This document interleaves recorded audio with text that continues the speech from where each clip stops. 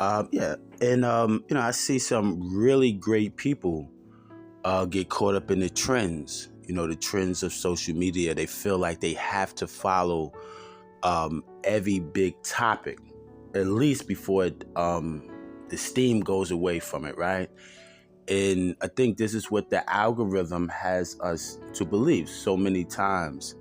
And I've seen some great people, right? They come in the game with great content, and then they feel like they have to please I wouldn't even say their audience, right? Because a lot of them, they go outside of their audience for approval, for validation. So they start following the people who don't give a damn about them, the people who's not paying attention to them. And then the people who is paying attention to them, the people who is supporting them, right? Because they don't want to be fans. They look at them in a different light, but they're supporting them in different ways, sharing their stuff to other social medias, maybe a Cash App here and there. A lot of these people have children. They sit down, they watch your podcast or your YouTube clips with their children.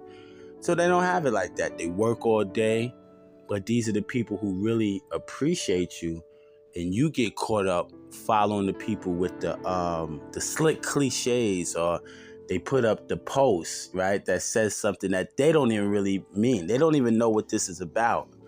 You got to remember, these people, many of them, spirituality, like the brother Sage was saying, has become a trend for certain people, right? Certain people, they believe they find this a safe spot. I'm not going to bother anybody. I'm just going to throw out some quotes that I get from Google, and I'm just going to be nice to people. And then, it attracts some people, people that's in that same frequency.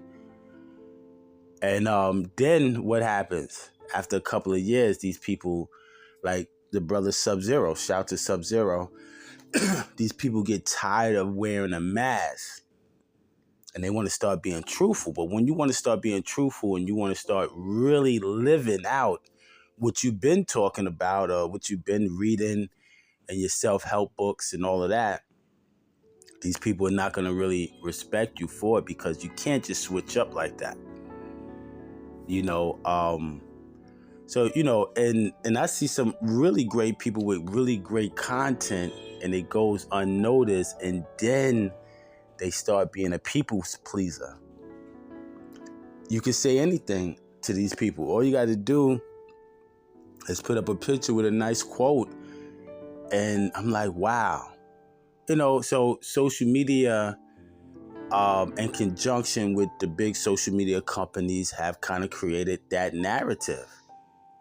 And I'm like, wow. So, and I was reading something yesterday. I have a magazine here I brought from Barnes and Nobles, and the title on it was, "Why are most of your smart friends not on social media?"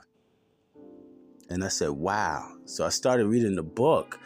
And I'm going to get into that. I'm sorry, reading the magazine. I'm sorry. And I'll get into that a little bit later. But most intelligent people, if they are on social media, they use it in a whole different way. They're not out here trying to please people, be nice to people. You overwhelm people with that stuff, right? Me, myself, I prefer to teach. I prefer to teach. Most of my